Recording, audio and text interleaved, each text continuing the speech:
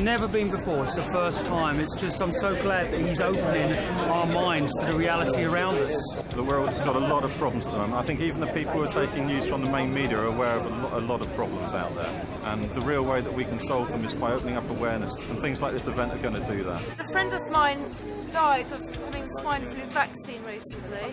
So I want to help as many people realise that you know, this world that we're living is not what we thought it is, and it's quite important that we get the word out. I do believe there is an evil cabal who are interested in power, money and control, and I have a lot of respect for David for not being scared and speaking out against it. I admire him. I think he's very brave. I just want to see him doing his thing. I want David to tell us all, man, you know. I want him to talk about the moon being a spaceship. I want him to talk about the future, which he's so positive about, you know, with what's coming and how humanity is going to remember who it is, you know, and see that fork in the road where we actually stop believing all the mainstream education and media and start to wake up to the true magnitude of who we are and how we create reality, you know. He's done a lot of quality research, and he's also applied a kind of philosophy to it as well. You can take it or leave it, but he's putting it out there for everyone, and he puts himself at risk doing it, and we all owe him big time for that.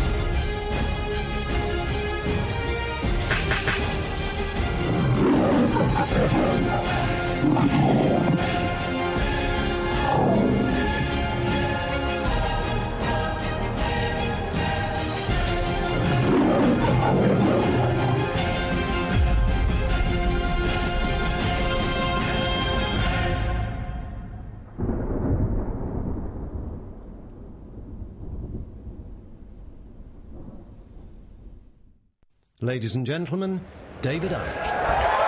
Thank you. Thank you. Thank you. Thank you. Whoa. Thank you. Thank you.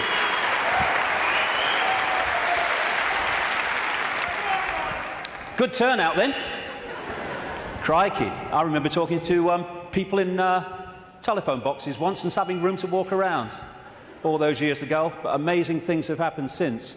My thanks first of all to the extraordinary Linda for putting this event on, and Sean and all the team.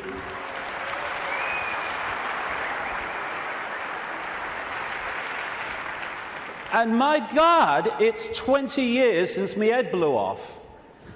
20 years on, I hope I've contributed one thing, and that is to let people realize that if you believe in something, if you keep putting one foot in front of the other and don't get caught in defending yourself or feeling sorry for yourself or falling for the fear that what other people think of you because you're saying something that's different, then if you keep putting that one foot in front of the other, you get somewhere. It's when you stop that everything stops. And if we believe in what we are saying, and what we're saying has validity, then eventually it will be shown to be so. But that process only plays out if we keep walking. And you realize over 20 years that whatever people are saying about you today, they'll say something else tomorrow, so don't get caught up in what they're saying today, whatever today is. Because the fear of what other people think is the state of perception that stops people making a difference. Because you can only make a difference in a world of uniformity if you operate outside that uniformity, and that's always going to get you laughter, it's always going to get you ridicule and condemnation. And we either want to make a difference and we take that on and say whatever, or we don't, in which case nothing changes. And when I look back at this last 20 years, I can see very clearly in my life what happens to all of us.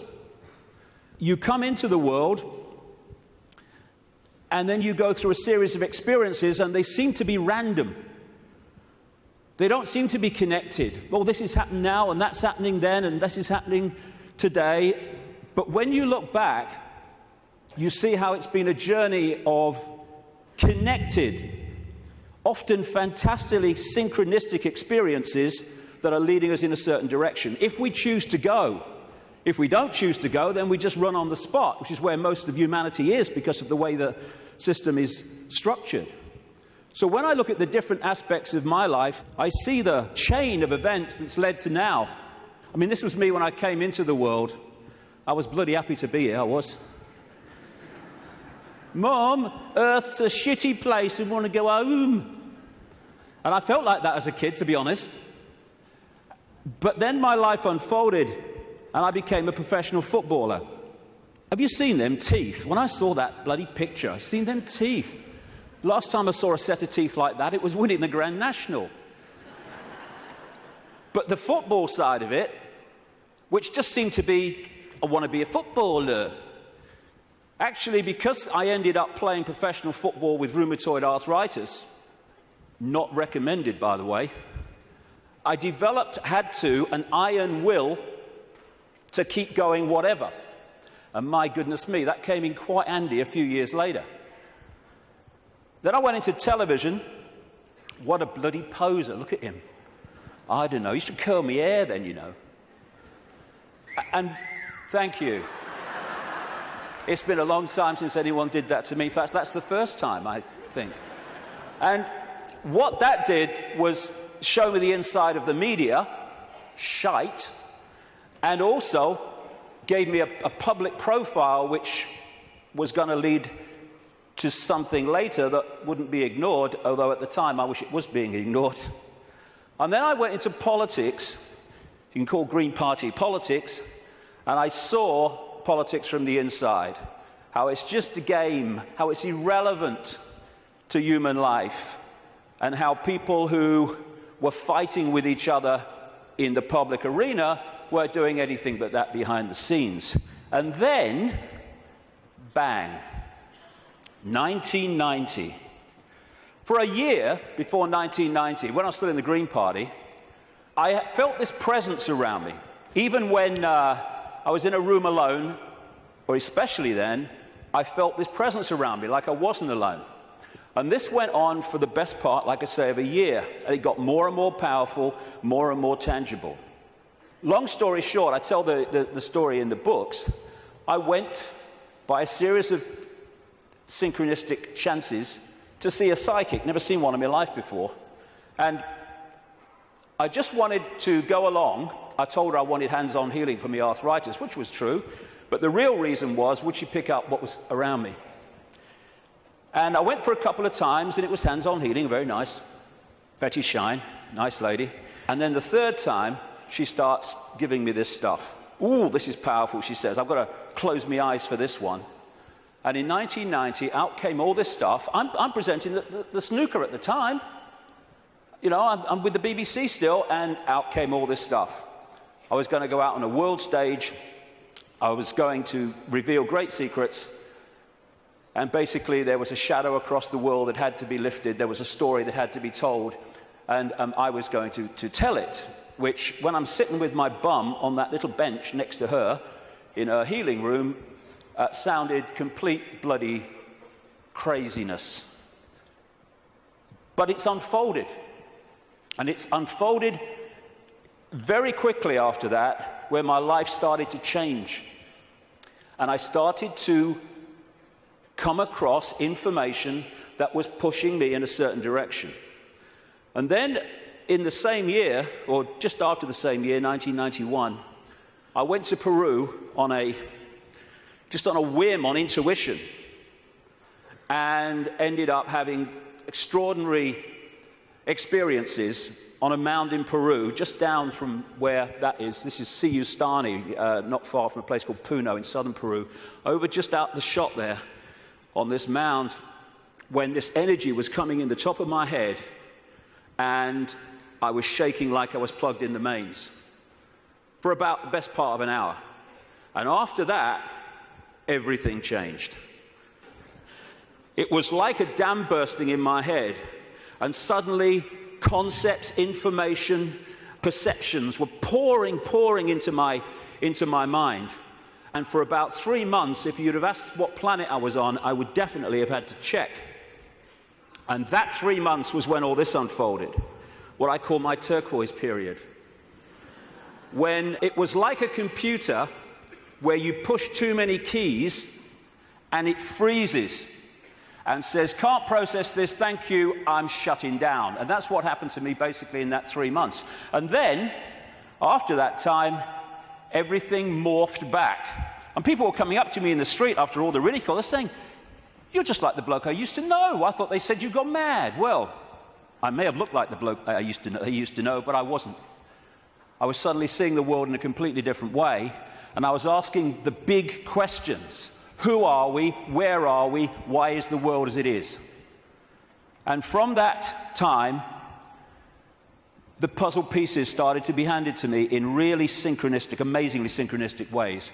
One of the, if you like, psychic communications that came through Betty Shine said in 1990, sometimes he will say things and wonder where they came from. They will be our words. Another one said knowledge will be put into his mind, and at other times he will be led to knowledge. Well, all I can say after 20 years of experience since that time is that that famous advert in Britain, it does exactly what it says on the tin, is precisely what has unfolded since then. And that's how the information for all the books and everything has come. Another one was, arduous seeking is not necessary. The path is already mapped out. You only have to follow the clues. Again, it says, or it does what it says on the tin. Exactly that has happened. And it's this process of having insights and then 5 sense information, names, dates, places, documents, people coming to support that insight. That is what has been unfolding for 20 years. That's where the information has come from in the books. And it's been like some force has been handing me puzzle pieces in virtually the order easiest to understand them. And when you put the puzzle pieces together, the world looks very, very different when you connect the dots. Because what the system wants to do right across society is get people to focus on dots, individual dots, a religion, family, job, football team, whatever. There's nothing wrong with focus as long as you hold peripheral vision and you can see how your focus connects out into other things. That's not what the system wants. It wants that focus so you don't have peripheral vision. And as you're trying to go through the maze we call life, the control system has set up endless ways to divert us, confuse us, and to keep us from the understanding that would set us free. And that's what I want to talk about in the first section today. The idea is to keep humanity constantly bewildered, so we don't know where we are, who we are, what even reality is.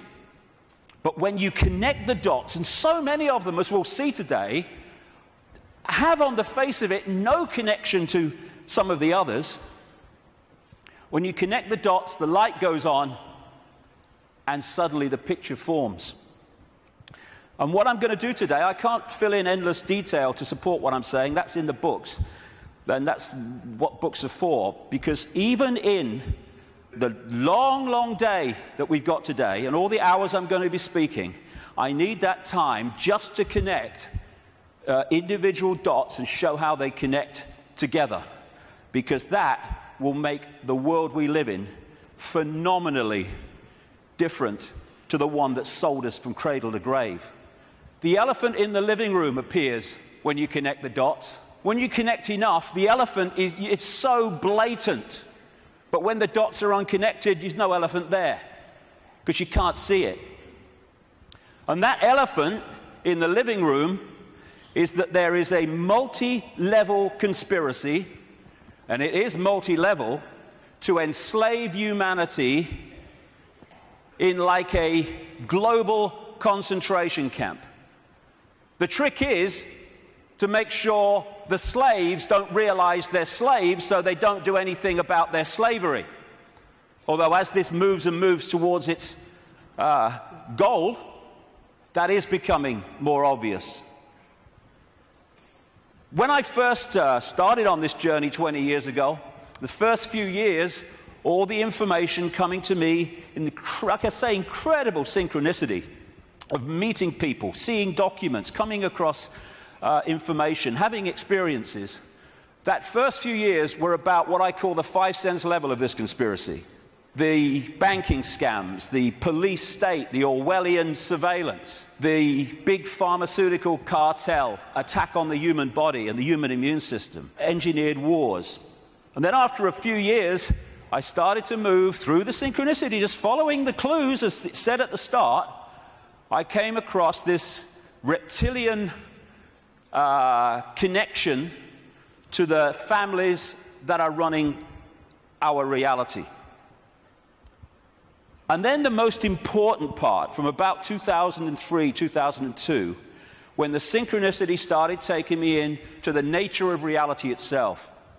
And until we understand at least the themes of what this illusion is, we can understand nothing else about the world as it is and the way that the control system works. And then, over the last year, that synchronicity and the puzzle pieces has taken me into, perhaps for many people, I understand it, the most extraordinary area, which is that the moon is not what we think it is. Now, can you imagine if you've come along today out of curiosity? We're a few minutes in, and your eyes are on Bill. He just said reptile. He couldn't have done. He did. I heard him. Well, we're going to get into some strange stuff, especially in the second section. Well, the first section's strange. We really are lunatics for reasons that I'll come to. So we're now at this fork in the road where we can go down one track and we can experience freedom in a way that we've never even understood what freedom is.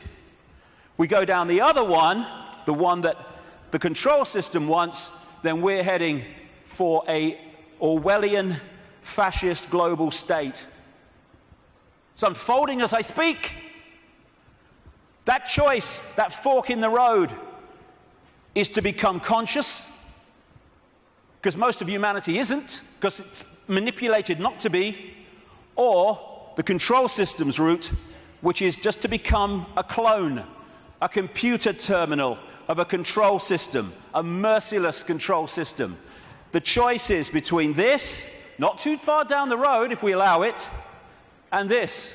Go hard, isn't it? Which one? Ugh. Freedom on a level, like I say, that we can't even begin to imagine from the perception of awareness that we've had so far. We perceive just a fraction of what freedom is, even when we talk about freedom.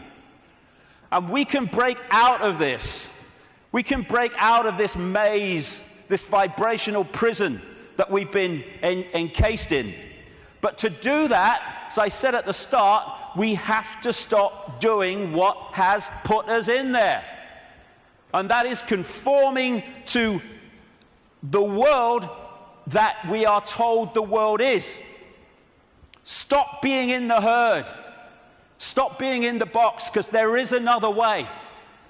And if we don't take another way, I'm not saying the other way, we live in all possibility, but if we don't take another way from the way we've taken this far, how can anything change? It can't. If you always do what you've always done, you'll always get what you've always got. Real simple. And we don't have to all be the same. You can look the other way. You don't have to be a faceless person in a faceless crowd. It's not compulsory. You can express your uniqueness. You don't have to do what everybody else does just because they do it and we're frightened of conforming. And sometimes the choice of not conforming can actually save us a lot of grief. And it will in the next few years. You don't have to swim with the tide. You can swim the other way. It's possible. You were born an original. Don't die a copy. But how many people do? Because they fear not being like everyone else is because of the comeback from those people. Truth does not change because it is or is not believed by the majority of the people. Everybody knows that, mate. Everyone knows that's rubbish. Well, I don't know it's rubbish. That's one less than everyone. We've made a start. As Gandhi said, even if you're in a minority of one, the truth is still the truth. The multitude is always wrong. My goodness, how history has confirmed that. And this is the stadium on which it all plays out, the human mind. You cannot control billions of people physically. You can in certain small areas, yes, with your tanks and your bloody tasers and all that rubbish. But you can't do it to 7 billion. You have to control the way they perceive themselves and the world, and therefore, through that, make them behave the way you want them to. So if we're going to go down this route of freedom, first of all, we need to free our minds from the programming of a lifetime. Free our minds from the belief that what we're programmed to believe in schools is the truth about anything. It's not there to enlighten us. It's there to program us with a certain perception of reality which we carry through our lives, so we will be good little slaves based on who we think we are and what we think the world is. Free our minds from the diversions and the nonsense and, hey, honey, she's after the car, quick. And while we're doing that, over here, the world is being orchestrated. Not for our benefit either. Free our minds from the belief that the mainstream media is interested in telling the people the truth of what's going on in the world. It's there to do the opposite. It's to tell us the version of reality the control system wants us to believe, so we will respond and react in the right way. Free our minds from the fake change people. Crikey, is there a politician that's actually campaigning anymore, that's not saying they stand for change? Change? Yes, I tell you what the change is. It's one guy claiming to be change, controlled by the same force that controlled the previous guy. Free our minds from the fake, fraudulent, false flag terrorist events created by the same control system that then tells you how the world must change to save us from the terrorism that they had covertly created. Free our minds from the front men for this control system who are put up to frighten us into accepting changes in society, surveillance and control to save us from people who are front men for the very system that says, let me save you from him. Free our minds from the bullshit nonsense about human-caused global warming, which is nothing more than a way of introducing and justifying more and more controls and massive, massive increases in taxation, making fortunes for people like him. Free our minds from the idea that Big Pharma, the pharmaceutical industry, is in any way interested in human health. It's not about human health, it's about Big Pharma wealth and more. Free our minds from the four-letter word that controls the world, fear, that traps us in these vibrational boxes called fear. And free our minds, more than anything else, from the idea that we are Charlie Jones or Ethel Smith. We're just Joe Public. We've got no power. The choice is to become conscious, to realize that Ethel Smith is an experience, not who we are, and choose not to be what the control system is fast trying to create. Since I started writing about this, in some detail 15, 16, 17 years ago about the control system. It's gone from its coming to daily experience. I think this is a symbolic picture myself. That plaque says, George Orwell lived here.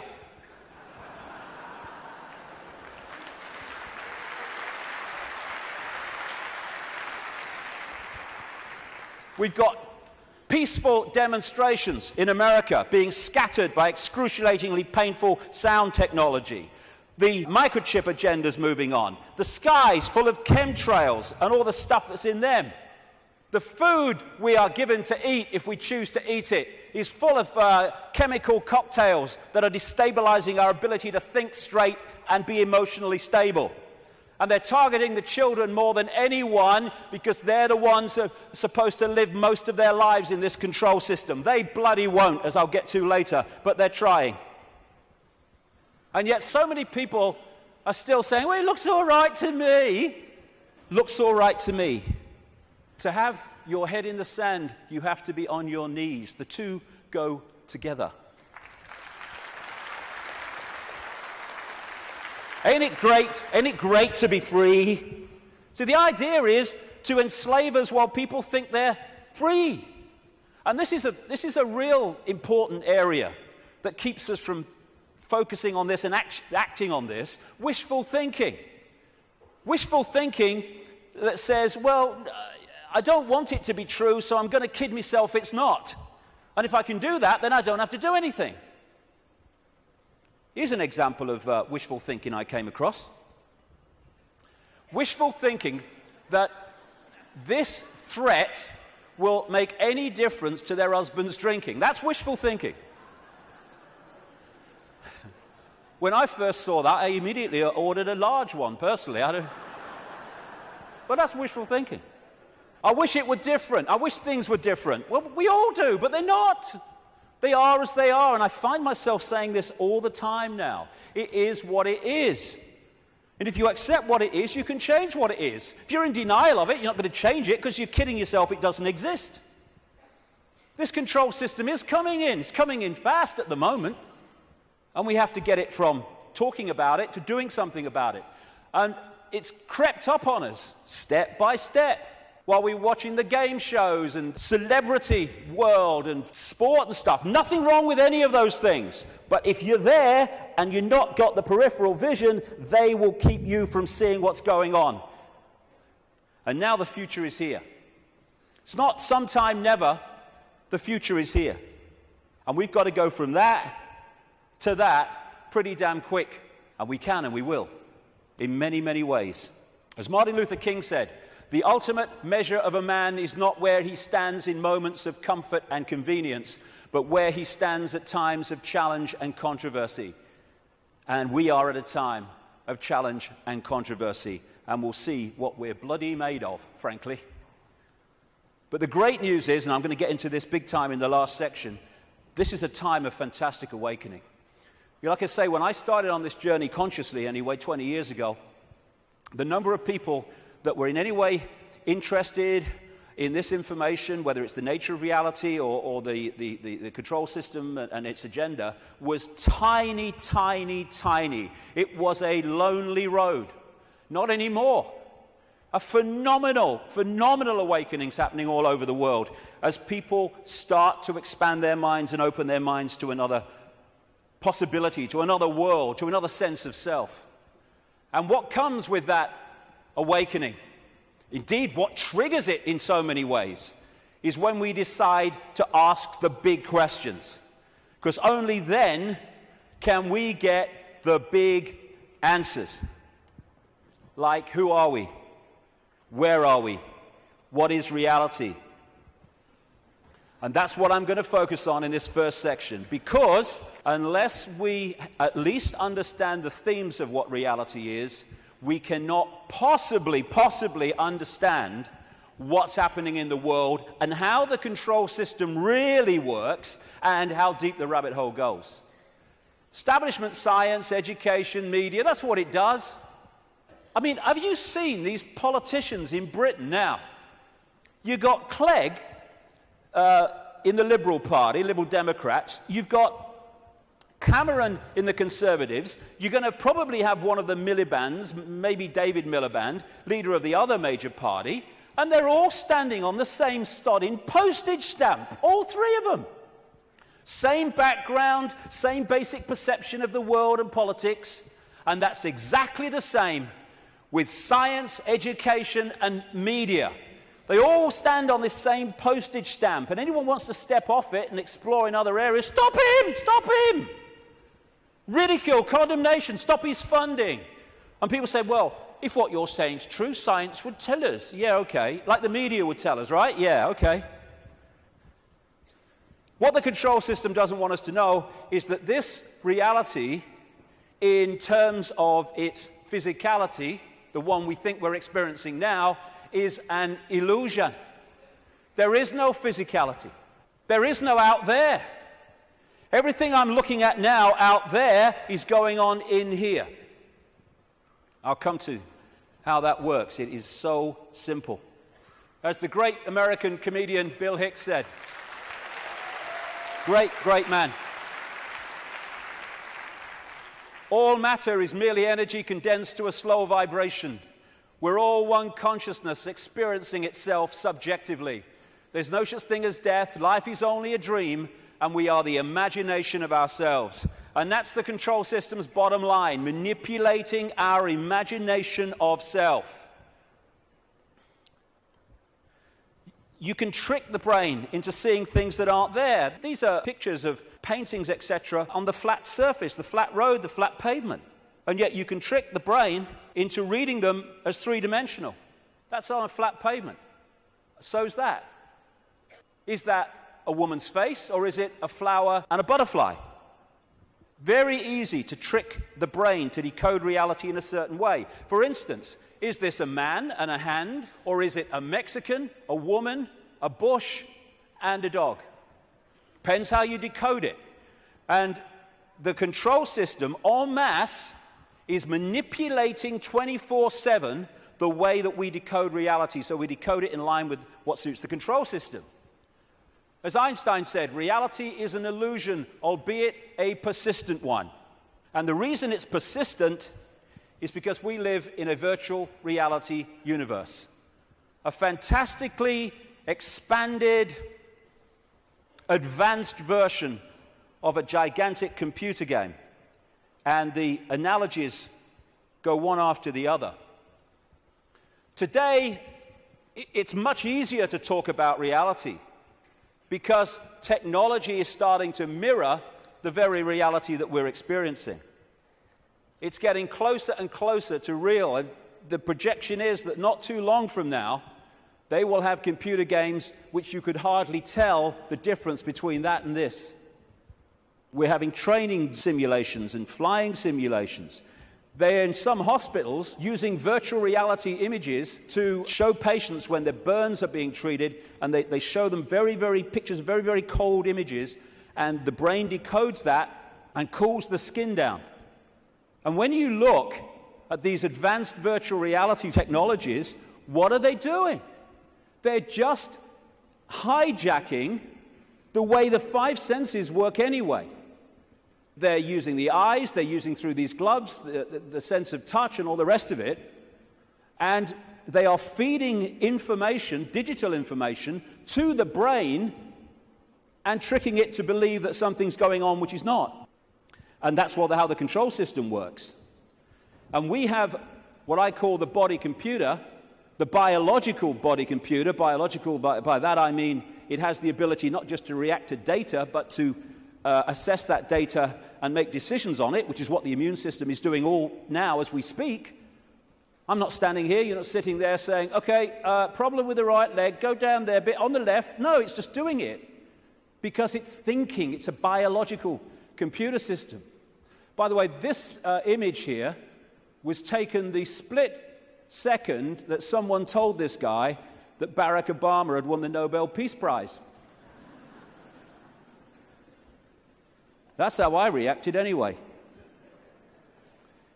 And the base foundation of this virtual reality is actually waveform, vibrating energy. And within waveforms, as scientists will tell you, fantastic amounts of information can be stored. And that's what the base information construct of this reality is. It's information in wave form. And what I'm going to call that through the day is the metaphysical universe. When I talk about the metaphysical universe, I mean the waveform level of this universe before it becomes this. What happens is the waveform information construct is decoded through the body computer into the world that we think we are experiencing. It's all going on in here. And it's like, as I'll come to in a second, it's almost a mirror, though much more advanced, of the wireless internet, where you can get a computer and you can pull the wireless internet, the World Wide Web, a whole collective reality out of the unseen to appear on a screen anywhere in the world. And so as we decode vibrational information through to electrical information, which is sent to the brain, and the brain decodes that into the world that we think we are experiencing. This is the metaphysical universe. Through the body computer, it becomes the world that we experience as outside of us. The five senses, which of course, as I say, virtual reality computer games lock into, that's how they work, they change vibrational information into electrical information, which goes to the brain to be decoded into what is holographic information. I'll come to that. So this is absolutely right, this scene from The Matrix, where the Neo character says, this isn't real, and Morpheus says, what is real? How do you define real?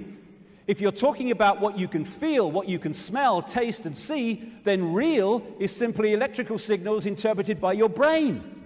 That's all it is. And imagine if you can manipulate the way the brain interprets reality, because you know how reality works and the population doesn't, because you bloody well keep it from them systematically. The five senses are a decoding system. The most obvious one, of course, is sound. That's a vibration, comes to the ear, message to the brain, brain hears the sound. There is no sound until we've decoded it as so. Sound is just a vibration until we've decoded it. Sound exists in here. Same with taste. Electrical signals to the brain decodes it. This is how you can, through stage hypnotists, etc., get someone to eat a potato but taste an apple. Because you implant the belief here that it's an apple, and so the electrical signal with the potato code goes there, and it doesn't read it like that, it reads it as an apple. Even on that basic level, think of the potential for manipulating the way we see reality individually and collectively. And different parts of the brain, like with smell, are specifically there in the body computer to decode those senses. Same with touch. Exactly the same. Even movement.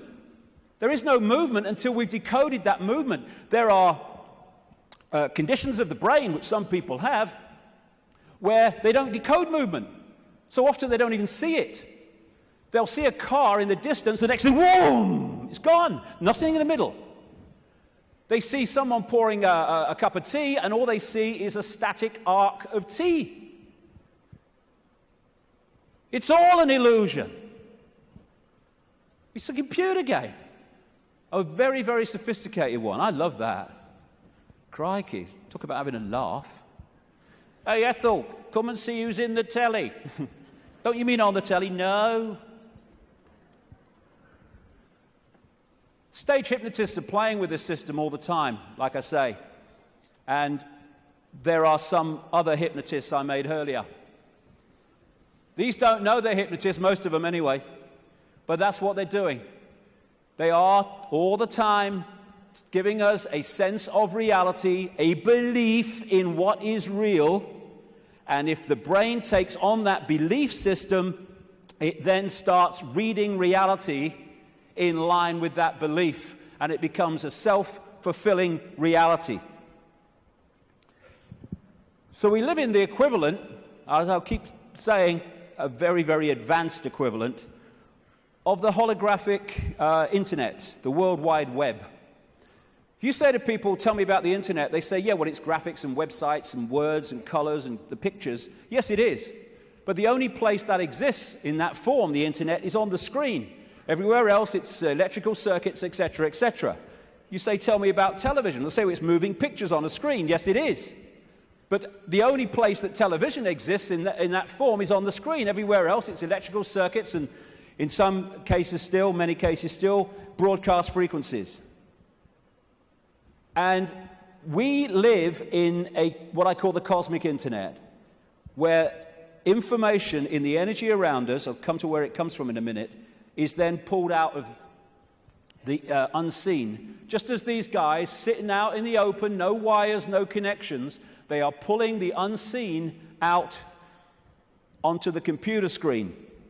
And if you think of it, because people say, well, if you're creating your own reality in your head and all that stuff, why do we all see the same stage? Why do we all see the same car?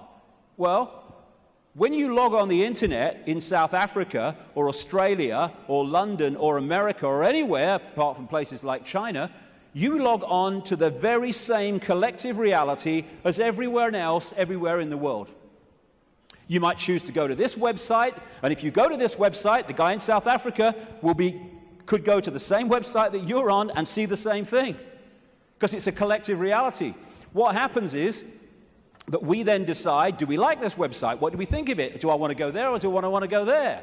That's how we put our individual spin on it. It's the same when you look out the window and you see the same car going past. But I might like the car, someone else might not like the car. But it's the same collective reality. And the body computer is pulling this reality out of the unseen, just like those laptops. And so you've got in the Matrix movie that scene where he says, the Matrix is everywhere. It is all around us, even now in this very room. You can see it when you look out of your window or you turn on your television. You can feel it when you go to work, when you go to church, when you pay your taxes. It is the world that has been pulled over your eyes to blind you from the truth. What truth? That you are a slave, Neo. Like everyone else, you were born into bondage, born into a prison that you cannot smell or taste or touch, a prison for your mind. I'll get into the nature of that prison in the second section. So what is this universe? It's information. And it's information decoding information. Just as you put a computer disk in a computer, it's information. The information encoded in the computer then reads the information on the disk. That's what we're doing. And that way, we manifest this apparently out there reality. We too, the so-called human body, is energetic, non-physical in its base form. But when it comes through the decoding system, it becomes the world that we think we're experiencing outside of us. It seems to be outside of us. I'll grant you, my God, I look out here, it looks to be outside of me. But it's inside of us. We are creating it through the decoding system in our heads. Now, I'll go into this area in the new book. What I'm saying is that, well, I'm not saying this, scientists are now saying this. At the center of this galaxy is a massive black hole, and the increasing thinking is, and I would say it fits perfectly, is that there is a giant black hole at the center of every galaxy. What I'm saying is these black holes resonate the base information or the base vibrational frequency of this virtual reality universe. And they interact with what we call the suns. In this case, our sun in this solar system, but of course there's suns all over the place. I'm saying that this vibration triggers from the suns, depending on its vibrational state, because it changes, and that answers a lot of things, as I'll come to shortly. It triggers information of certain kinds being transmitted by the sun, suns in general, in the form of photons.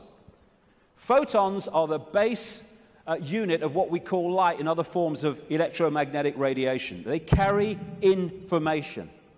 These photons being generated out of the suns, triggered by this vibrational base frequency coming from the black holes, create the cosmic wireless internet within our reality. And that's what we are decoding The Earth decodes it. It's photon energy, photon information that is passing through the Earth energy grid. It is photon information, what the Chinese, in their acupuncture disciplines call qi. That qi is actually photon energy. It is information, which the body computer then is decoding into this collective reality. And just like on the internet, where you can see information and receive it, but you can also post information, so we're interacting with this virtual reality universe and changing it subtly as we put our unique spin on things. And we're creating that world that I keep talking about.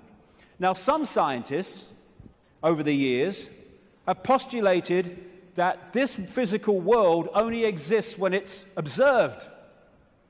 I agree. Why? Because of this.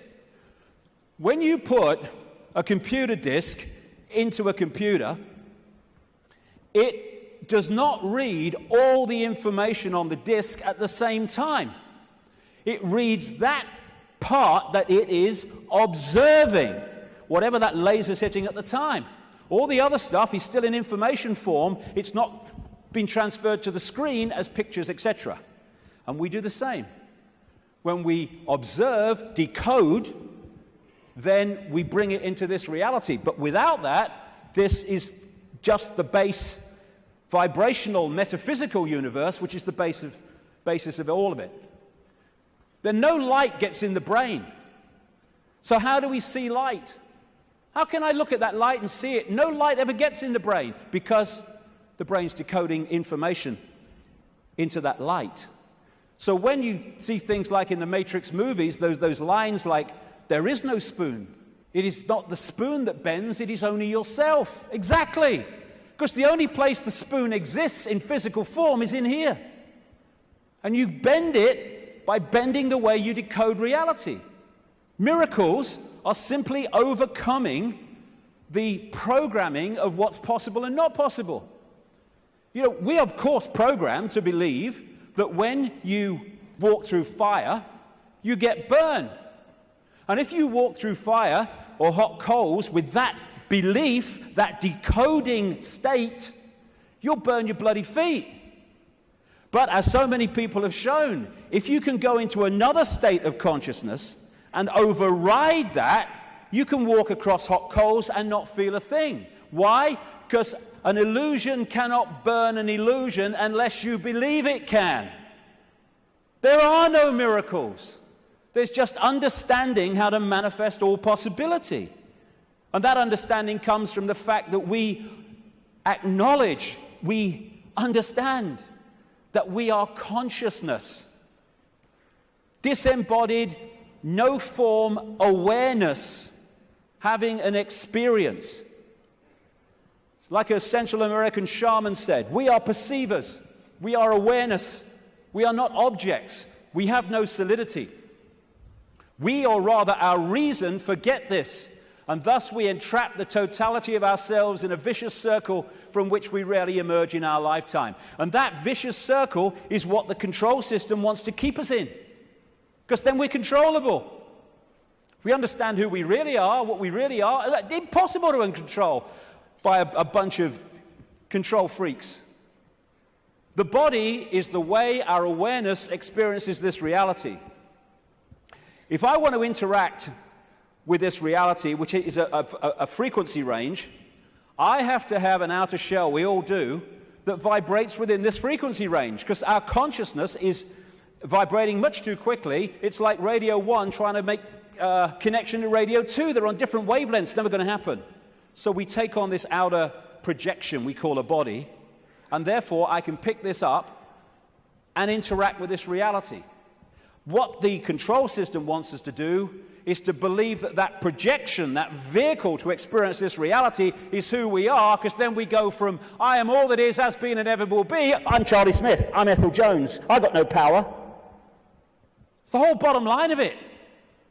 We say I'm going on the internet. We don't go on the internet. The computer goes on the internet, and we observe the internet through the computer. And our mind-body is the vehicle to experience this reality. That goes on the internet. Consciousness, the real us, observes, just like the World Wide Web, observes the internet through that vehicle. And like I say, the idea is to get us to think that we're that and not that. I had a vision when I was sitting in the bath a couple of years ago now, maybe. And I've asked my great friend, the brilliant Neil Haig, to knock this up from what I saw.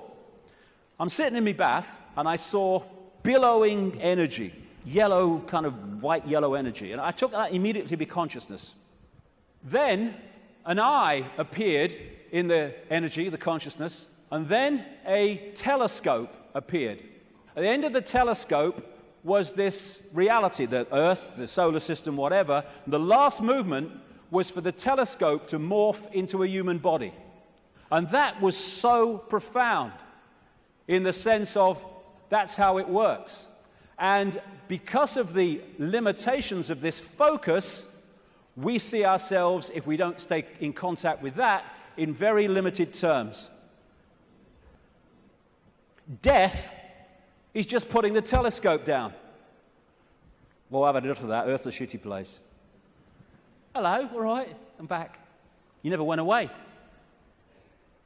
The computer's here. We are observing through the computer. And I want to make the difference, because this will go through the day, the difference between consciousness and what I call the mind. Everything is the same energy in the end, because it's just one unified awareness I call the infinite. But it takes different expressions. Consciousness is the ocean. All possibility, all that is, all awareness.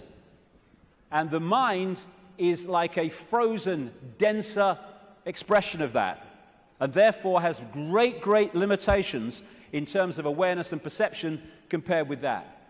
And one of the reasons is to interact with this reality, which is much denser than consciousness, we have to have a denser conduit, which we call the mind-body. Therefore, it has to be more limited than consciousness itself. This guy, Ramana Maharshi, a man who lived in India and meditated for most of his life on a mountain in India. I've actually been there. Nice place. He said, mind is consciousness which is put on limitations. You are originally unlimited and perfect. Later, you take on limitations and become the mind.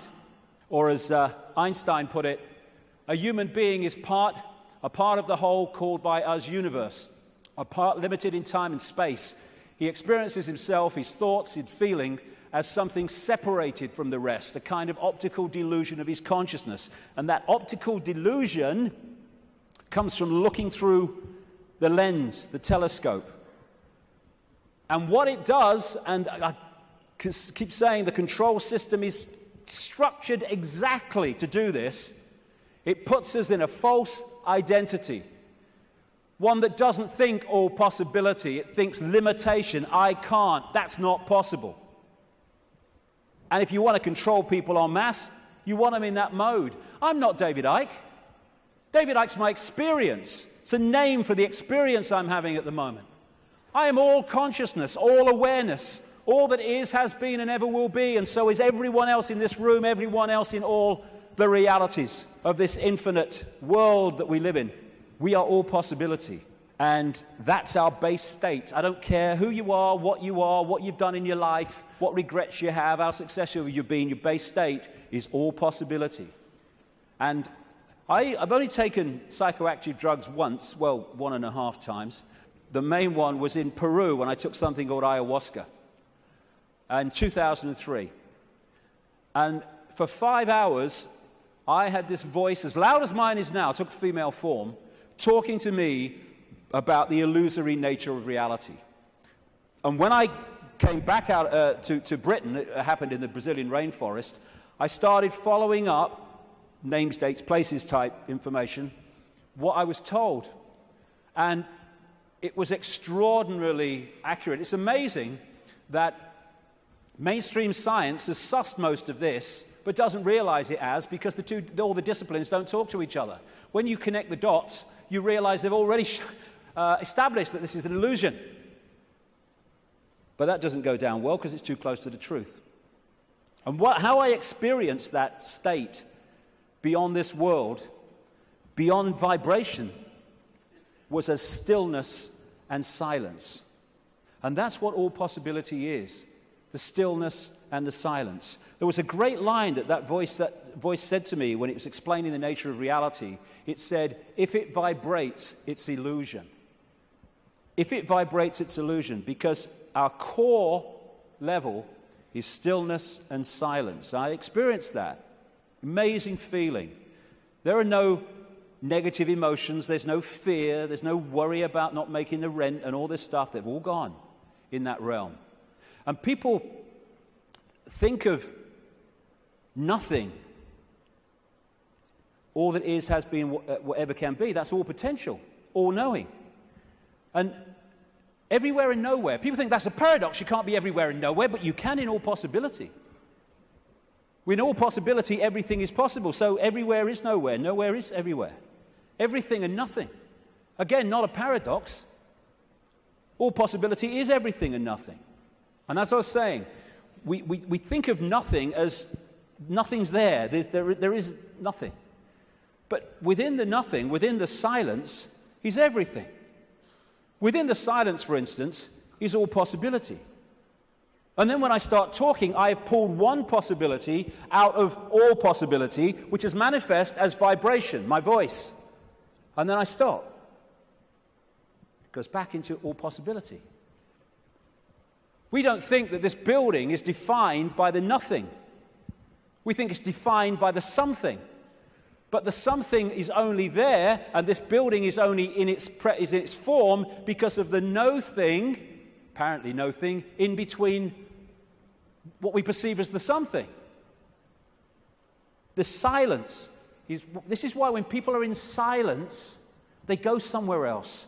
And so many people are frightened of the silence. Get in the car, whack the record on, get in home, put the telly on, noise, holds you in 5 sense reality. When people go into the silence, that's when they get their insights, because they're accessing other levels of themselves beyond the 5 senses. So out of the no thing comes the realm of form. This is something called cymatics. If you go on the internet, you can see it, videos of it, like YouTube. What they do is they put particles on a metal plate and they play sound across it. And it's incredible. It just forms into these amazing geometrical shapes just because of the sound.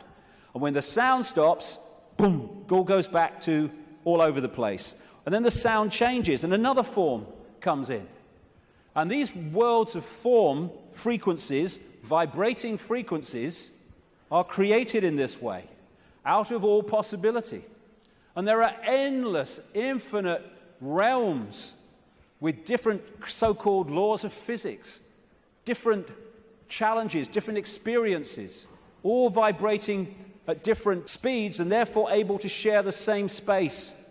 All of these different realms are sharing the same space that I'm sharing now, just as all the radio and television stations broadcasting to this city are sharing the space that I'm sharing now and the space that they're sharing with each other. So we live in a frequency range, and that frequency range is dictated by the range of frequencies that our body computers can decode. And it is extraordinarily tiny. We're virtually blind in terms of what exists. The vast majority of this universe is what scientists call dark energy or dark matter. And they call it dark not because it's pitch black, but because we cannot decode it. Therefore, it is not in our realm of experience. We have to work it out by its impact on things that we can see. And the electromagnetic spectrum is 0.005% of what is projected to exist in this universe. And visible light, which is the only frequency range that we can decode, is a fraction of the 0.005%. So this is it. Visible light. This is our world. And we look out and we think we can see everything. But we can't. We can see what we can decode. And therefore, we operate within a dimension, we might call it, and it's penetrated by other dimensions, which allows those other dimensions to interact with ours, which I'm going to get to in the second section, because that is fundamental to the control system. What we're doing is we are putting our focus of attention into this reality through the body computer, and therefore this seems to be the only world that exists. But the space we're occupying is teeming with life of endless varieties. So if we come into this world of mind and we hold a connection to consciousness, we are in this world physically and we can experience this. Want to go down the pub? Yeah, let's have a beer with you, yeah. But we're not of this world in terms of the point of observation. We are in this world, but we're observing it from here. We can see things here that this can't see. And that's why the control system has to keep us here. And a structured society to make that happen. To keep us in bewilderment by being only able to decode and experience reality through the five senses. And once you are in the five senses, and you're not getting inspiration, insight, intuitive knowing from higher levels of your consciousness, where do you look to get a fix on who you are, where you are, and the world you're living in? There. And who controls that? The control system that controls the media, politics, education, science. The idea is isolate us in the five senses, isolate us in body-mind, and then program the body-mind to see the world that suits the control system. Time and space are just information within the metaphysical universe fabric, the vibrational fabric, which we then decode into what appears to be time and space. There is no time and space. When you put a disk in a computer, it's got information on it. You put it in the computer reads it. On the screen, you see time and space, or what appears to be time and space. But all it is information on the disk being read by the computer and being put on the screen. That's what we are doing all the time. Time's an illusion. And my goodness me, if we fall for that, then we totally get encompassed by time, that time exists. You can say it's 1 o'clock, I've got to meet someone at 1 o'clock, so you're there at the same time, and synchronize that. But all along, you know that it's just a construct. It's not part of you this time. Because no time is where consciousness operates. And if we operate completely connected to time, then by that very nature, we're going to disconnect from consciousness, which is on another level of perception. Our time is just crazy. You cross an invisible line in the ocean, you go into tomorrow, you go the other way, you go into yesterday. There is only the now. That's all there is. People say, no, there's the past and there's the future. Well, okay. When you think of the future, where are you? You're in the now. When you think of the past, memories, where are you? You're in the now. These are constructs. These are perceptions. They're not real. Only thing that's real is now. Everything happens in the now. And the only moment we can change anything is in the now. And if we get pulled into the past, all regret, I wish I had, oh, that woman in 1953, ooh. Or we get pulled into the future, oh my God, what's going to happen? Oh, yeah, outcome, oh, what if? Then we're getting pulled out of the only time that exists, and therefore our power to change things, to impact on now, is diluted. And we are absolutely dominated by time. What's the time? Oh my God, is that the time? Oh my goodness, what's going to happen? Are you going to get time? Oh, I'm late. And yet, the now is the only thing that exists, and time, like space, is a perception. It is part of the construction of reading. You could see time in a way like a disc, like a DVD. What you've seen in the film is your past, as you perceive the past. What you're looking at in the film at that moment you perceive as the present, and what you've yet to see in the film you perceive as the future. Yet all that information exists on that disc at the same time. Whip back a bit, you've gone into the past. Whip forward, you've gone into the future. And I've been talking for years about the time loop, as I call it. wrote a book with that title.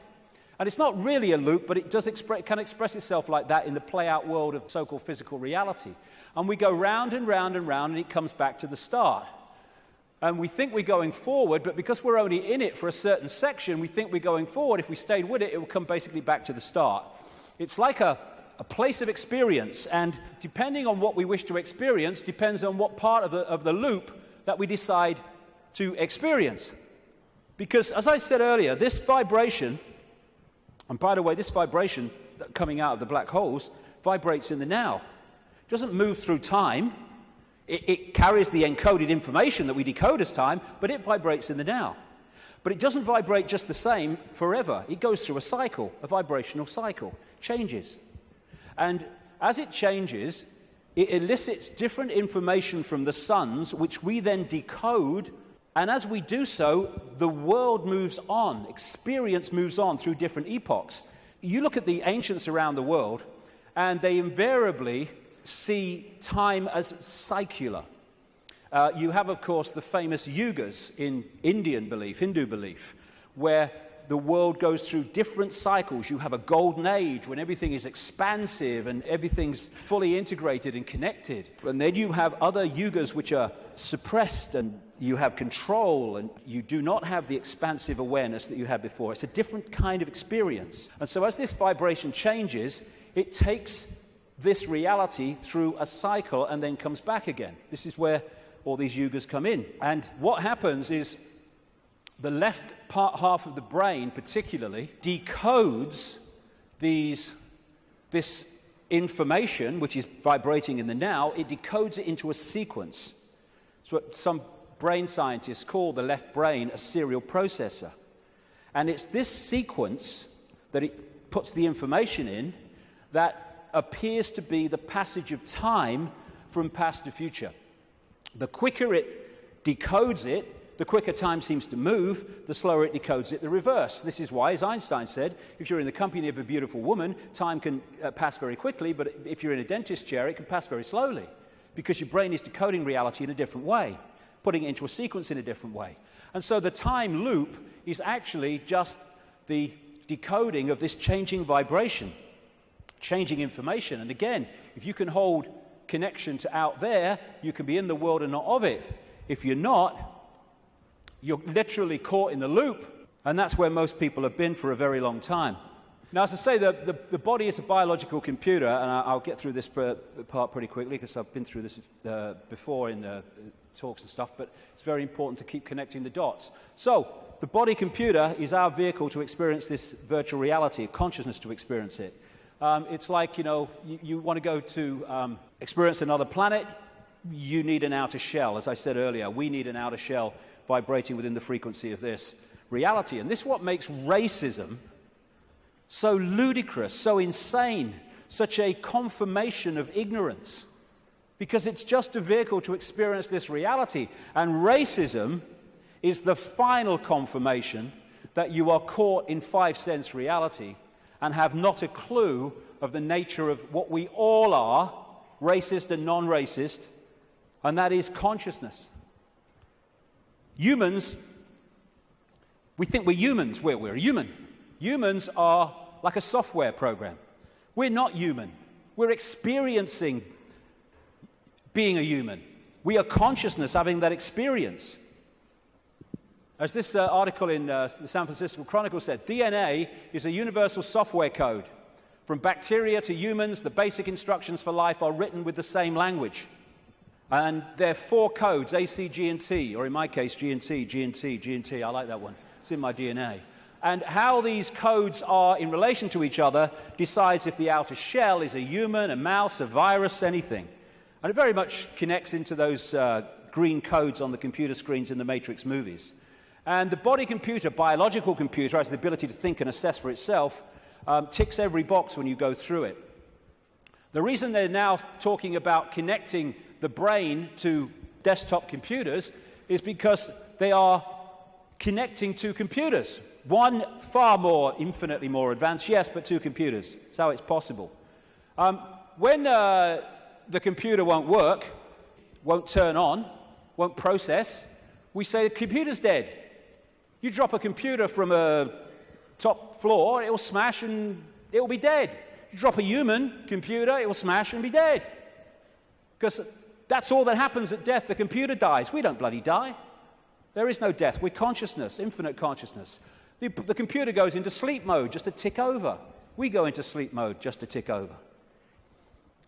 We have antivirus technology in computers to seek out the viruses that are a danger to the computer's systems and what you might call health. We have a phenomenal antivirus system we call the human immune system, which does exactly the same.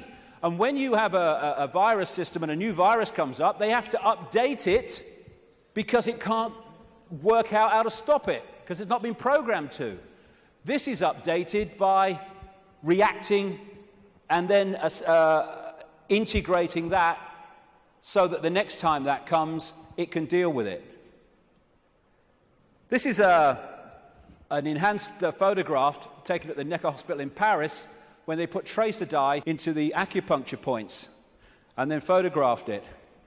And the tracer dye went through these lines of energy in the body, the chi, the photons.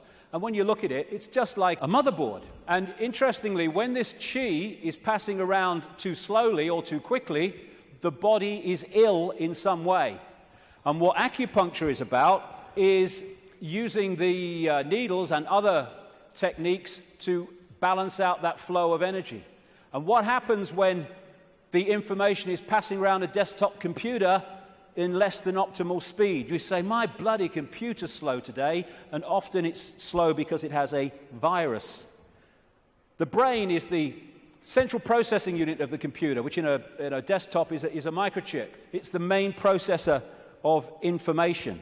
The DNA is the hard drive, and it's not just the DNA we see physically, because even DNA is just the decoded version of an energy field.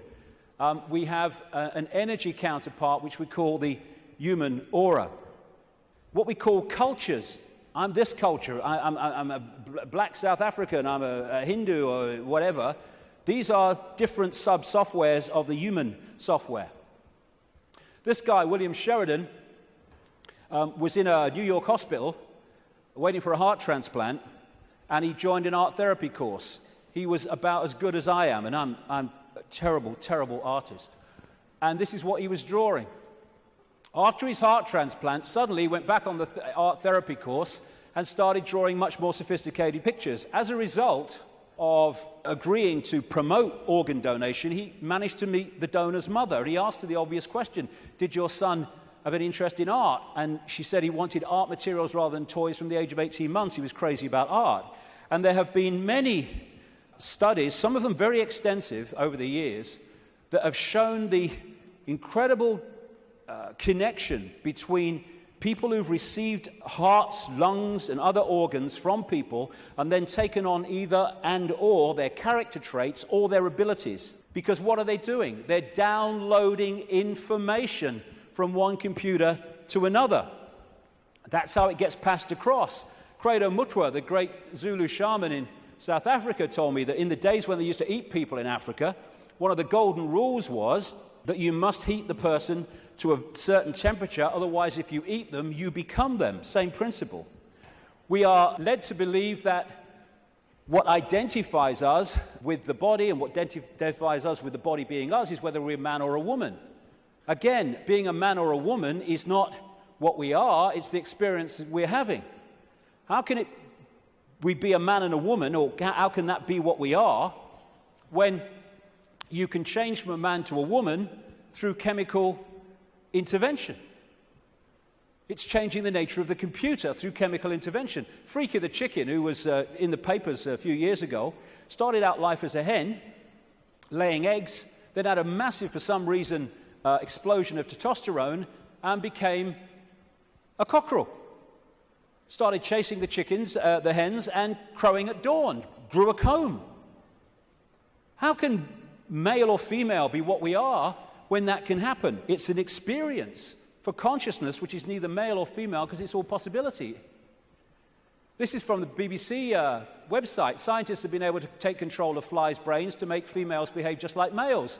researchers genetically modified the insects so that a group of brain cells that control sexual behavior could be switched on by a pulse of light. The team was able to get female fruit flies to produce a courtship song behavior usually only seen in males. Just so you manipulate the computer. Why do birds suddenly start singing together when the sun comes up? I mean, is there someone with a baton? Go! Why did Freaky the chicken start crowing at dawn when the testosterone came in? It's a program. It's the same with emotions, where we think the emotions of who we are. But you can fundamentally change your emotional state through drugs, through chemicals, through things like mercury. Mercury in fillings can change your personality. Can change your personality by drinking the shite in food and drink, these chemical cocktails. That's what's happening to so many kids. How can even emotions, as we know them, be what we are, when chemicals can change the emotions that we have? It's to do with the way we decode reality. And we are receiver-transmitters of information. Like we're taking from the worldwide cosmic web and we're adding to it. And how interesting and appropriate that one of the great ways or great means of receiving and transmitting is through crystals, quartz crystals. And it turns out the human body is a gigantic liquid quartz crystal. The membrane of every cell, and we have trillions of them, is a quartz crystal, a liquid crystal. The Earth is a gigantic crystal. Every grain of sand, for goodness sake, is a crystal. And the Earth, too, is receiving and transmitting information within this cosmic web. DNA is a receiver-transmitter of information, and it's made that way. This is an article on DNA. From the characteristic form of this giant molecule, a wound double helix, the DNA represents an ideal electromagnetic antenna. On one hand, it is elongated and thus a blade which can take up very well electrical pulses. On the other hand, seen from above, it has the form of a ring and thus is a very magnetical antenna. We are receiving and transmitting all the time through what we think is the body computer. And the energetic auric field connects into us through what we call chakra points, from a word, Sanskrit word meaning wheels of light. And these connect into what we call the physical body through the endocrine system of glands, two of which include the pituitary and the pineal gland, which together make up what we call the third eye. The ability to get out there through the sixth sense. It's like that Muse song says, if we could flick a switch and open your third eye, we would know that they'd never be afraid to die. Words to that effect. Exactly, because we'd be out there. Now, anything that can shut these down holds us in five-sense reality and stops us from breaking out into the greater self. That's where they want us, and that's where they've got so many people, the vast majority, in that state, in a false identity. The world looks so solid, I grant you, but it can't be. It can't be, even though it seems to be. And if you bang your head on the wall, again, like walking through the fire, believing you're going to get burned, bang, you'll bang your head. But it can't be, because the world is made up of atoms, and as quantum physicists have shown, atoms have no solidity. How can something which is basically empty space make up a solid world? It can't.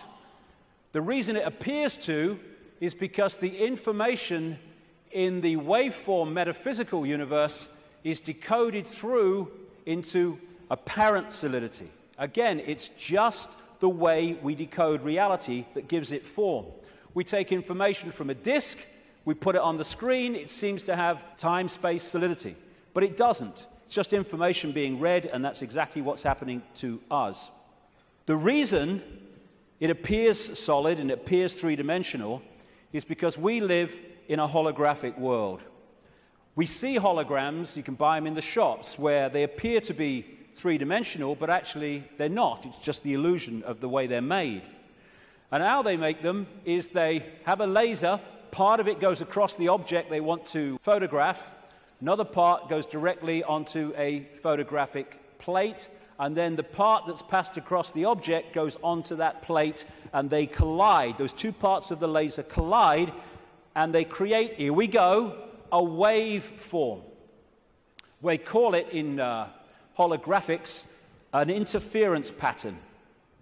It's like dropping two pebbles in a pond, and then the waves they create collide, and that is a waveform representation of where those pebbles fell, how heavy they were, how high they fell from, etc., how big they were, etc. And this is what the waveform, again, looks like on a holographic print. It's information. It seems to be nothing. It looks like a fingerprint, appropriately, actually. But what is it? But you fire a laser at that, and suddenly a three-dimensional, and the best of them, a very solid-looking image comes up. This is we create our reality. It's holographic. This guy is in an Australian city, I think it was Melbourne, but he was projected as a hologram onto a stage in Adelaide. This is one that CNN did. So we are creating a holographic version of this information, just like a hologram does, in our heads. That's where it comes from. It's this construct. And how funny, I've been saying this for years, and then I come across this very, very mainstream New Scientist magazine in January now 2009, and its front page, "You are a hologram projected from the edge of the universe." You don't need to go through great swathes of academia. In fact, it's often the worst thing that can happen, because it puts you in the box on the postage stamp, often, to understand reality. You just have to access that which is all around us, containing that knowledge. And then you have the question, how can something be a waveform and a particle at the same time, which is what quantum physics has found and gone, what? How can that be? Very simple. When you're creating a hologram, the waveform doesn't disappear when the hologram projects itself.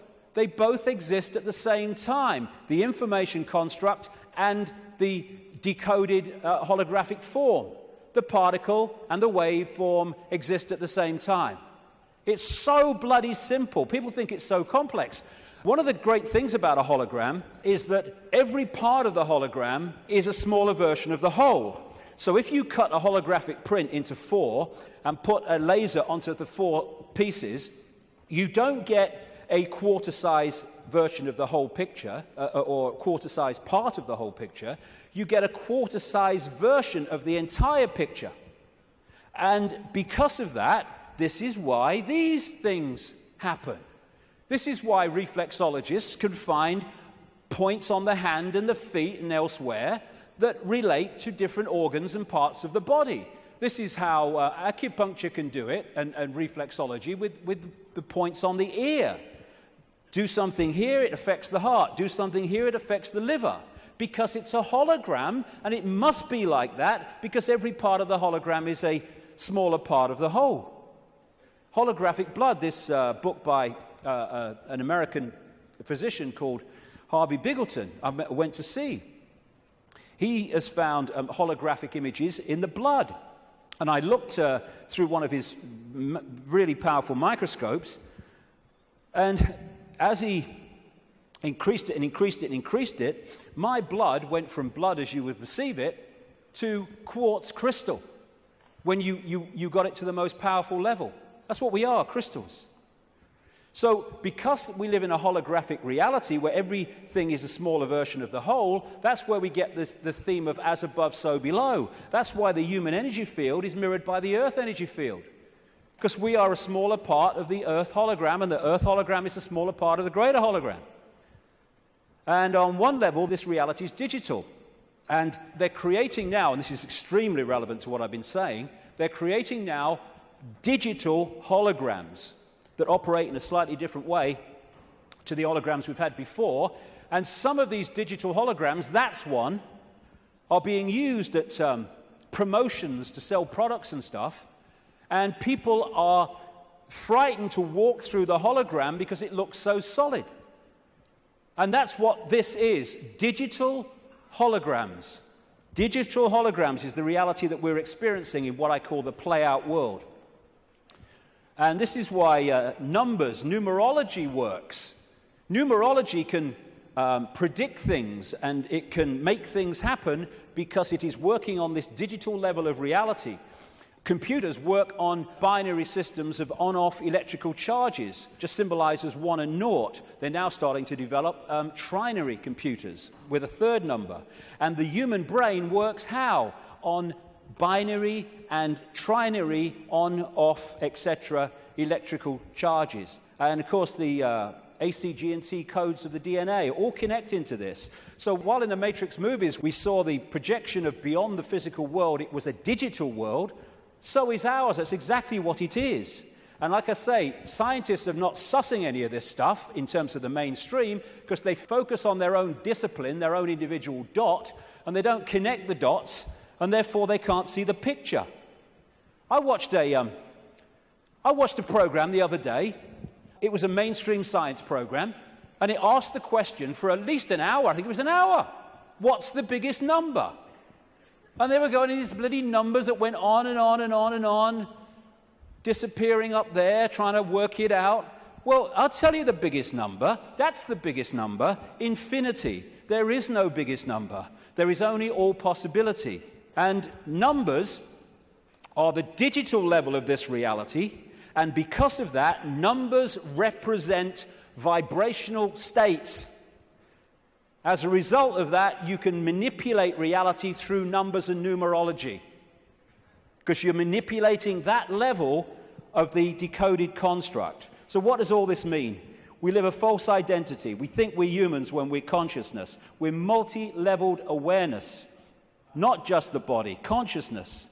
And some near-death experiences have experienced and then come back to tell the story of what they've experienced when they've been through. Sometimes they experience it as a tunnel and then come back when their body releases the consciousness for a short time.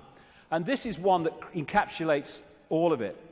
He said, everything from the beginning, my birth, my ancestors, my children, my wife, everything comes together simultaneously.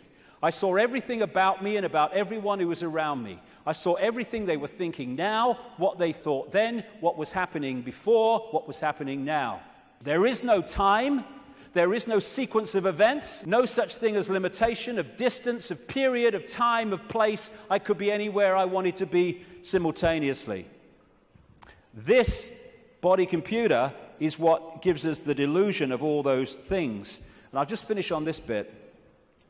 Key to holding us in servitude is to keep us in the left hemisphere of the brain.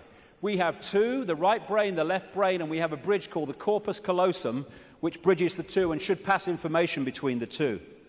And the right brain, they are very, very different states of being. The right brain is the out there, the creative, the connection with all that is. The left brain is what deals in numbers, in language, in sequence, and puts everything in hierarchical structures and all the rest of it. And what the system wants, he wants us in there. Because when we're in there and not in there, we are there. And the whole system is structured to put us there. The education system, everything. I found this, different functions of the right and left brain. What the right brain wants to do is say the color. What the left brain wants to do, language, it wants to say the word. And it's interesting when you try to go through these and say the color, how difficult it is for many people to say the color instead of the word, to say green instead of what the left brain wants, which is yellow. And the functions of the two are massively different. This lady, a brain scientist, neuroanatomist called Jill Bolte Taylor, became well known when she had a stroke in the 1990s, I think it was. And she had a stroke in the left brain and stayed awake for most of it, and therefore experienced what was happening. First of all, she got onto an exercise bike trying to overcome how she was feeling, and she looked down at her hands, because this left brain decoding system's now not working, and was not decoding reality as it normally did. She looked down, and she saw not hands, she saw claws. As this went on, she could no longer see a division between her and anything else. Everything just joined as one infinite field of energy consciousness. And she said it was just bliss. Nirvana, she called it. When she tries eventually, the left brain eventually kicks in and says, you've got to get help, she tries to call work, a colleague, to help her out. Took her 45 minutes, I think she said, a long time, trying to go through these business cards to find the number, because when she looked at them, she couldn't see numbers and words anymore, because this wasn't decoding reality as it should. She could see pixels. She was seeing this reality one step back in its digital pixel state. Eventually, through following the squiggles, she says, she managed to ring the number. And when the guy, he must have said something on the other end, like, hello, all she heard, she said, when he picked the phone up was, woof, woof, woof, woof. And then she said, I tried to say to him, hey, this is Jill, I'm in trouble. And all she heard herself say was, woof, woof, woof, woof. Because the vibration was not being decoded by the left brain, the language part, into words that we can understand. And what the system wants to do is to put these firewalls up, called education, science, politics, media, peer pressure, to keep the right brain out of it. And this is fundamental, because these things are all part of the defense mechanism, keeping us in left brain reality and out of right brain infinity.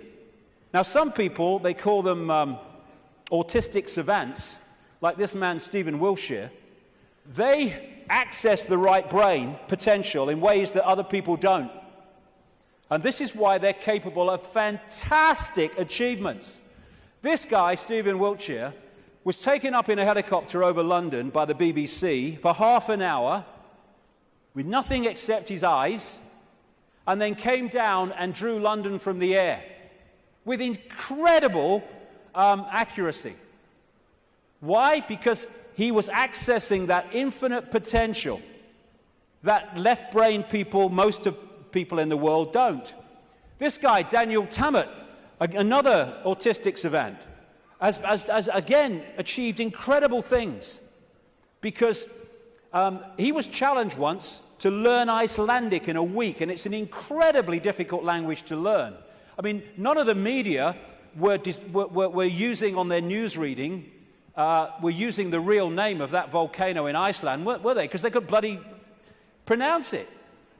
This guy went back on television a week later speaking Icelandic.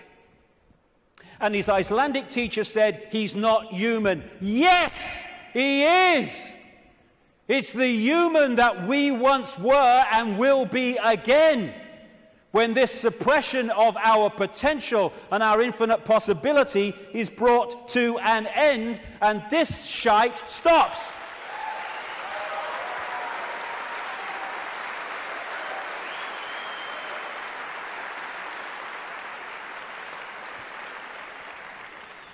We worship the intellect. Oh, he's got a great mind. Oh, he did this at Oxford. Oh, he's gone to Harvard.